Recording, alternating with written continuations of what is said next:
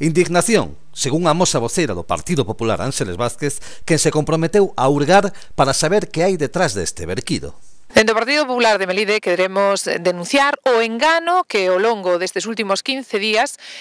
recibiron os veciños deste lugar do Meire. Engano propiciado a través da alcaldesa, do tenente da alcaldesa, xa que eles foron varias veces a denunciar estes vertidos. Vertidos que agora mesmo parte deles están limpos ou arrastrados hacia a parte de atrás, pero que o fedor é tremendo, que están ao lado de unha marquesina, como podemos comprobar, e que os cativos a última semana de escola do mes de decembro non puideron coller aí autobús porque se mareaban. A parte desto,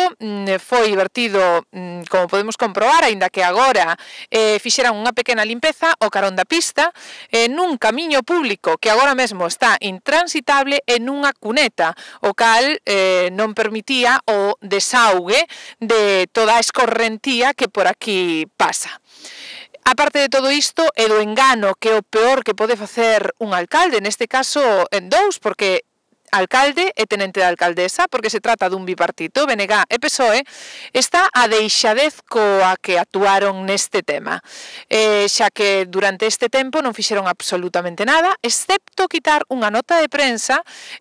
no día de onte, a raíz de outra noticia que sacou a Asociación Paisaxe Rural Galego. Tanto a Asociación Paisaxe Rural Galego como o Grupo do Partido Popular, como todos os veciños do Meire, estivemos aquí reunidos o día 31, chamouse a Seprona e denunciouse a situación. O Grupo Popular, por suposto, pedirá explicacións de por que sucedeu isto, do engano ao cal foron sometidos os veciños e hurgaremos ata saber que hai detrás de todo isto.